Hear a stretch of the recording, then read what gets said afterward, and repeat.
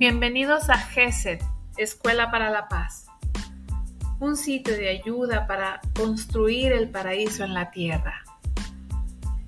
Bienvenidos.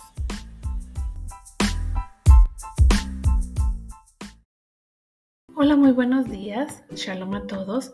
Sean bienvenidos al episodio número 58 de GESED, Escuela para la Paz. Pues bien, vamos directo al tema de hoy, que se trata de el análisis cabalístico de la porción de la Torá que se llama Beshalach. En esta porción estamos analizando la salida de la esclavitud de Egipto por parte del pueblo de Israel, los portentos milagrosos que realizó el Eterno durante ese proceso, específicamente cómo sale el pueblo de Israel de la esclavitud, pero también todas esas trabas o baches que fue viviendo el pueblo de Israel debido a su incipiente liberación. ¿Sí? Ya en esta parte de la Torá se describe todo lo que tuvo que hacer Moisés para liberar al pueblo de Israel y cómo estos vieron todos esos milagros, pero también al mismo tiempo empezaron a rebelarse después que se lleva a cabo esa liberación. Sí, nosotros en nuestro proceso de redención, en nuestro proceso de despertar espiritual y liberación de nuestra mente, podemos regresar o intentar o desear regresar a ese estado de estrechez espiritual. Sí, porque cuando nosotros empezamos a hacer un cambio de vida, a veces podemos extrañar esa vida en la que nosotros estábamos aparentemente en un estado de confort y que realmente no éramos felices, pero como estábamos en una zona cómoda, añoramos volver a ella. Entonces, fíjense bien lo paradójico. El Creador nos libera y nosotros al mismo tiempo, vamos a salir de la esclavitud, vamos a ser libres, vamos a ser felices, pero al mismo tiempo estamos deseando volver a nuestro estado anterior. Así es. Por eso hemos hecho una analogía constante que relaciona el exilio con la estrechez mental y espiritual que nos sujeta a un estado de incapacidad para ser felices, para desarrollar nuestro potencial intelectual y físico. En otras palabras, el exilio del que sale el pueblo de Israel en aquel entonces son representados actualmente por los grilletes. O sea, la forma en que nosotros nos quitamos esos grilletes de la ignorancia que nos mantenían inmóviles para ir hacia una vida verdaderamente feliz. Y después de la salida de Egipto, en medio de portentos y milagros, debido a una clara intervención divina, el pueblo de Israel empezó a quejarse por falta de confianza en Dios. Los primeros lamentos fueron por no tener agua, comida. En fin, todo esto genera una especie de vulnerabilidad de la persona, ya que esas quejas son propiciadas por pensamientos negativos. Y esto lo pueden complementar con la meditación que hicimos anteriormente, la última meditación del nombre de Dios número 4, donde meditamos para aprender a gestionar nuestros pensamientos, a regularlos hacia lo positivo. Así que te sugiero que vayas a ello. Te lo voy a dejar en la parte superior para que puedas acceder a él. Muy bien. Entonces, ¿cuáles se empezaron a hacer esas quejas? Fíjense bien. Vamos a ir vinculando todo esto con nosotros mismos. Dice, ¿quién daría nuestra muerte en manos del Eterno en la tierra de Egipto, cuando estábamos sentados junto a la olla de carne, comiendo pan con hartazgo? Eso lo encuentran en Éxodo 16:3. Entonces, bien, podemos hacer una analogía entre estas palabras pronunciadas por los hijos de Israel en aquel entonces con nuestras quejas cotidianas por la falta de confianza en nuestro Creador. Pues resulta evidente que si Israel era un esclavo en Egipto, dudosamente gozaba de ollas de carne. Pero debido a su falta de confianza, consideraban que era mejor ser esclavo, donde al menos la supervivencia estaba asegurada, a vivir la incertidumbre de la libertad que se estaba gestando. Nosotros, ¿cuántas veces, cuando estamos en ese proceso de cambio, de transformación, de liberación de nuestra mente, cuando estamos siendo llamados a vivir conforme al potencial que tenemos, con el que hemos nacido, empezamos a añorar ese estado donde estamos muy a gusto y nos resistimos al cambio? Nos resistimos a ser felices. Este proceso de liberación está muy relacionado con nosotros.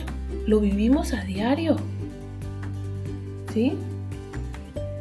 Porque nos empecinamos a permanecer en la comodidad de la seguridad material, aunque nos mantenga sujetos a algo que nos perjudica e impide nuestro crecimiento. Llámese un trabajo que no nos llena, que no nos da felicidad, llámese relaciones de pareja tóxicas, destructivas, creencias o paradigmas equivocados, ¿sí? En fin, la lista es muy larga de todo aquello que nos hace permanecer en una estrechez espiritual y por lo cual no somos felices, ¿sí? En la medida que me entrego al cuidado y dirección de Dios, depositando mi confianza en Él, buscando siempre el conocimiento de cómo ha trazado los caminos, de cómo ha basificado el mundo, conociendo el sentido que tienen las cosas, ¿sí? Es decir, a través del conocimiento, entonces la paz y el sosiego y el sustento siempre estarán en mi casa.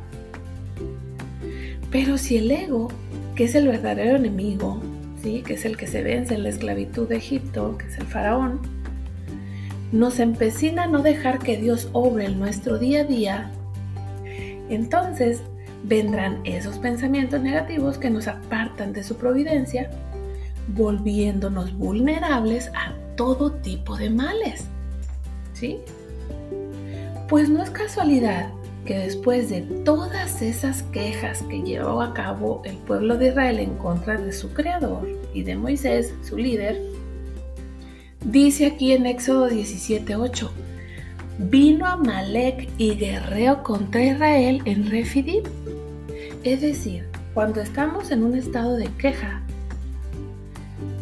de siempre estar viendo lo negativo de todos esos cambios que se están gestando en nuestra vida, nosotros reducimos nuestro nivel espiritual, nuestro nivel de conciencia, y nos volvemos muy débiles ante los enemigos que están en el entorno.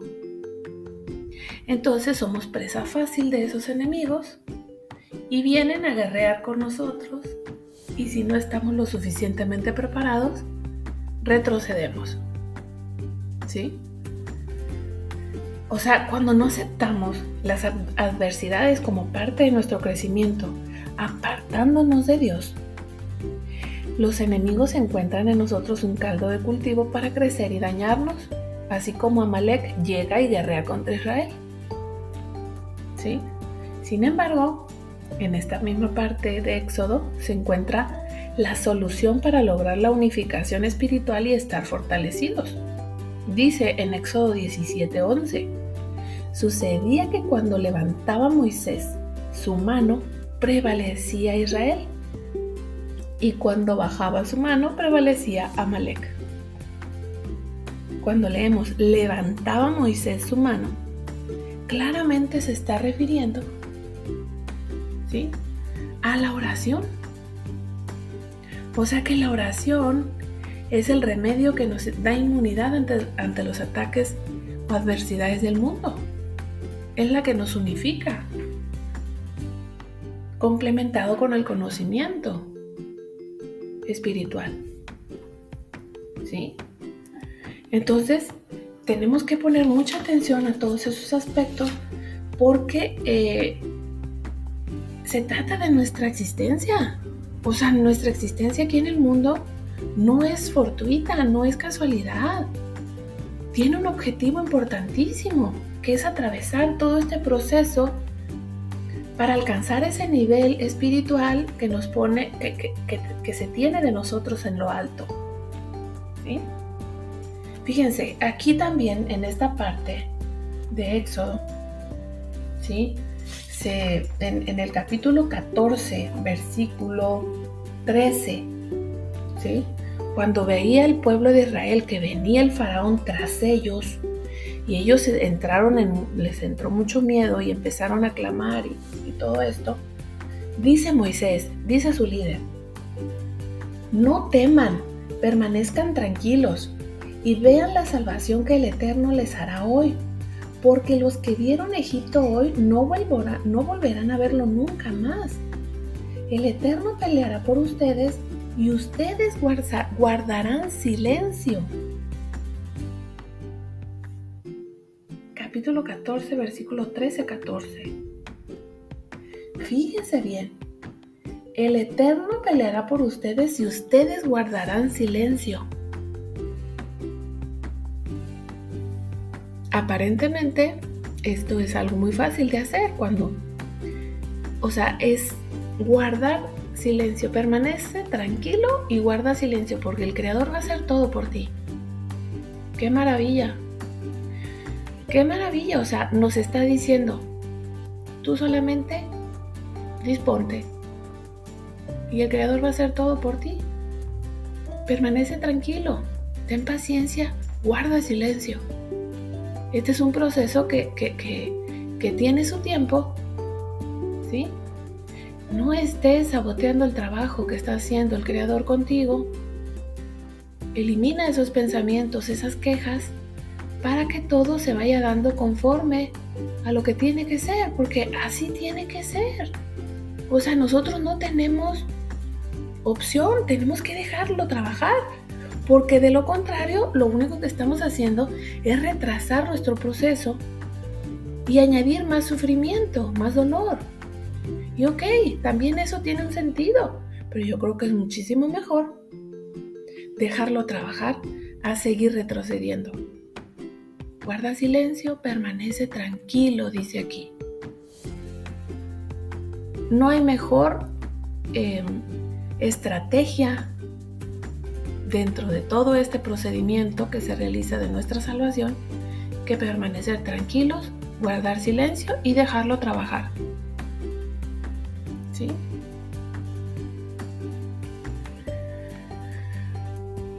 Parece muy fácil, ¿verdad? Pero se requiere de un gran esfuerzo.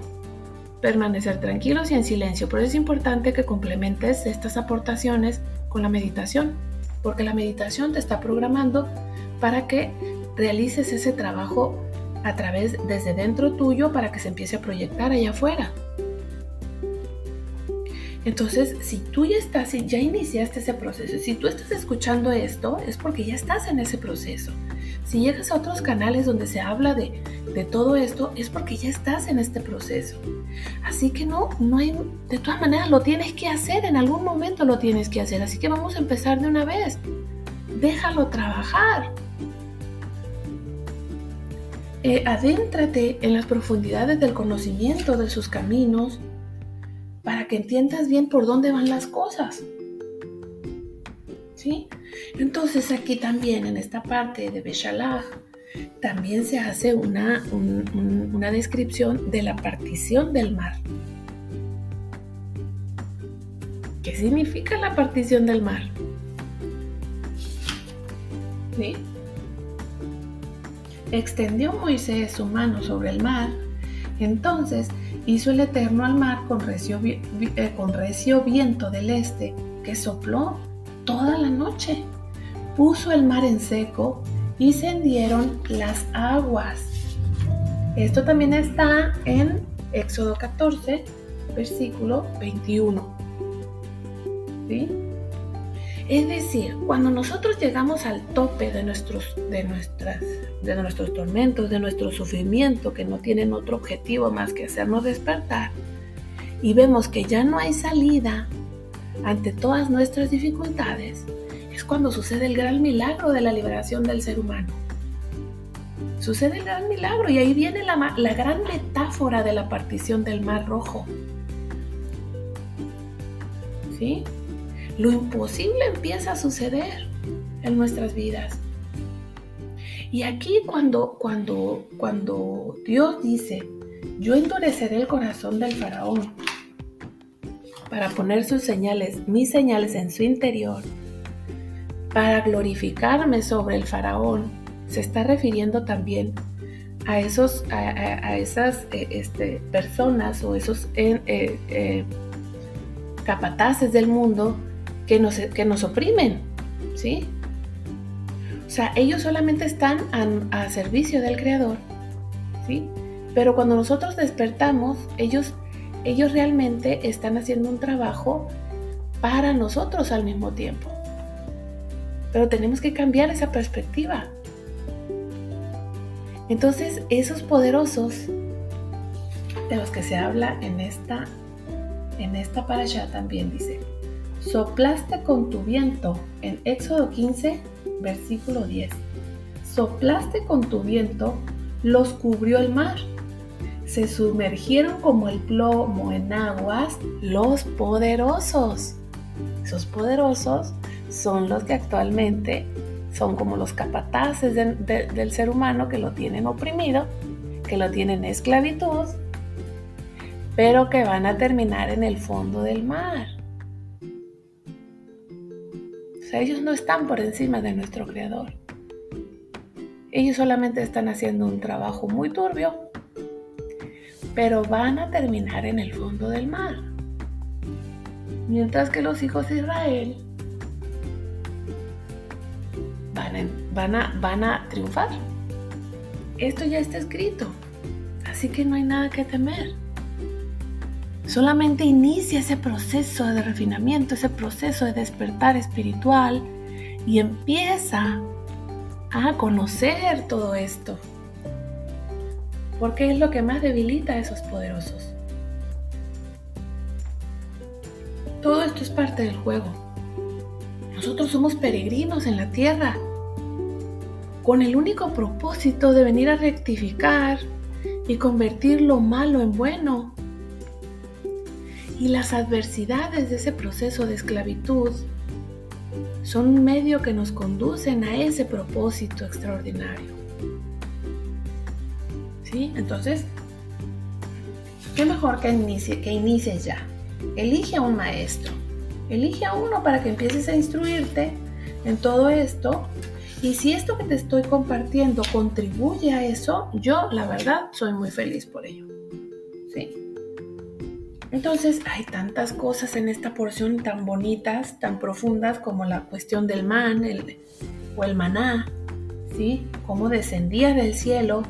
O sea, es extraordinario en ese proceso de rectificación, en ese proceso de liberación, cuando ya salen de Egipto y que empiezan su transcurso por el desierto, y cómo Dios les da todo lo que necesitaban. El desierto es un ecosistema, es un lugar peligroso. Y tenían todo lo que necesitaban. Igual ya en cuestión personal, yo en todo este proceso que he vivido durante los últimos 4 o 5 años, pues realmente tampoco me ha hecho falta nada. Yo lo comparo con ese transcurso por el desierto, porque ha habido muchas dificultades, pero al mismo tiempo no me ha hecho falta nada. Yo creo que vamos a tener que hacer otro análisis de esta porción, porque hay demasiadas cosas que compartir.